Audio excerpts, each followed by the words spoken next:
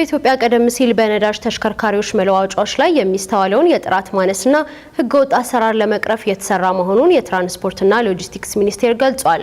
ሚኒስቴር መስሪያ ቤቱ የመለዋወጫ አቅርቦት ዘርፉ ጥራት የጎደለው ለሐሰተኛ ምርቶች የተጋለጠና ለህገወጥ አሰራር ክፍት የነበር እንደሆነ ገልጾ ይህንን ችግር ለመቅረፍ ከዘርፉ ባለድርሻ አካላት ጋር እየሰራ መሆኑን ተናግሯል። እንዲሁም ይህን ችግር በስፋት የሚስተዋልባቸው በነዳጅ የሚሰሩ ተሽከርካሪዎችን ወደ ኤሌክትሪክ፣ ሃይብሪድና የተፈጥሮ ጋዝ እንዲሸጋገሩ የፖሊሲ ድጋፍና የባንክ ብድር ያመቻቸ መሆኑን የገለጸው ሰላማዊት ጌታሰው ተጨማሪ አላት። በአሁኑ ጊዜ የተመዘገቡ አጠቃላይ ተሽከርካሪዎች ቁጥር 1.5 ሚሊዮን ገደማ እንደሚደርሱ የሚገመትባት ኢትዮጵያ ለተሽከርካሪዎች መለዋወጫ ጥገናና ተያያዥ አገልግሎቶች በአመት እስከ $300 ሚሊዮን የሚደርስ ወጪ ታወጣለች። በአብዛኛው ቻይና፣ ጃፓንና ጀርመን ከሚገኙ ኩባንያዎች የተለያዩ የተሽከርካሪ ክፍሎችን በምታስገባው ኢትዮጵያ የመኪና መለዋወጫ እቃዎች ፍላጎት መጨመር ካለው አቅርቦት ጋር ያልተመጣጠነ እንደሆነ ይነሳል። የትራንስፖርትና ሎጂስቲክስ ሚኒስቴር ይህን የመለዋወጫ አቅርቦት ችግር ለመፍታት እንዲሁም የሚወጣውን የውጭ ምንዛሬ በሀገር ውስጥ ለማስቀረት የተለያዩ አሰራሮችን እየተገበረ መሆኑን ነው የሚገልጸው።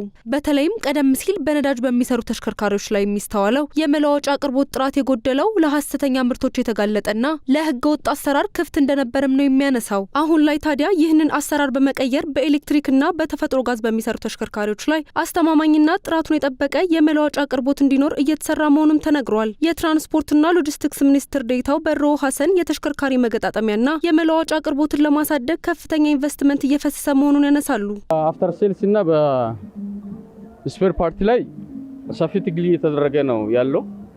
ስፔር ፓርት በነዳጅ ላይ ያለው ነዳጅ መኪኖች ላይ ያለው ስፔር ፓርት አቅርቦት ከመኖሩ በዘለለ ለፎርጀሪ እና ለሰብ ስታንዳርድ የተገለጠ ነበር።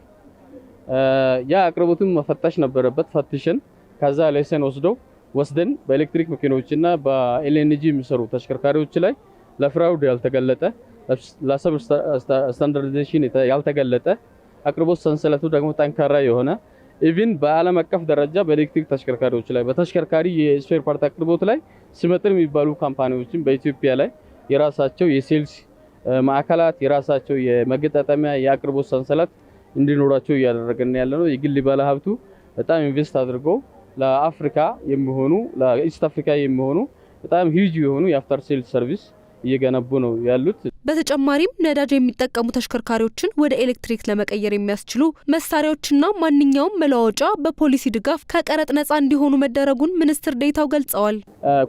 ኮንቨርት በሚናደርጋቸው ላይ መንግስት ደግሞ በጣም ፍሌክሲብል በሆነ አፕሮች ፕሮአክቲቭ በሆነ አፕሮች አሁን ላይ የኮንቨርሽን ኪት ታክስ ፍሪ ነው ያለው ማለት ነው። አንድ ያገለገለ መኪና እያገለገለ ያለ መኪና ወደ ኤሌክትሪክ ብትቀይረው ከውጭ የምታስገባው የመቀየሪያ ቱልሶች ከቀረጥ ነፃ ተደርጓል ማለት ነው። ያ ብቻ አይደለም። የትኛውም ስፔር ፓርት ለዚህ የሚገባው ስፔር ፓርት አሁን ላይ በመንግስት ድጋፍ በፖሊሲ ድጋፍ ውስጥ እየታየ ነው ያለው ማለት ነው። ከዚህ በፊት ያለው የኮንቬንሽናል ስፔር ፓርት ለገበያ የተተወ ለአቢዝመንት የተገለጠ ለሰብ ስታንዳርዳይዜሽን እና ለፍራውድ ለፎርጀሪ የተገለጠ ነበር ማለት ነው። እሱ ዋጋ አስከፍሎናል እንደ ሀገር።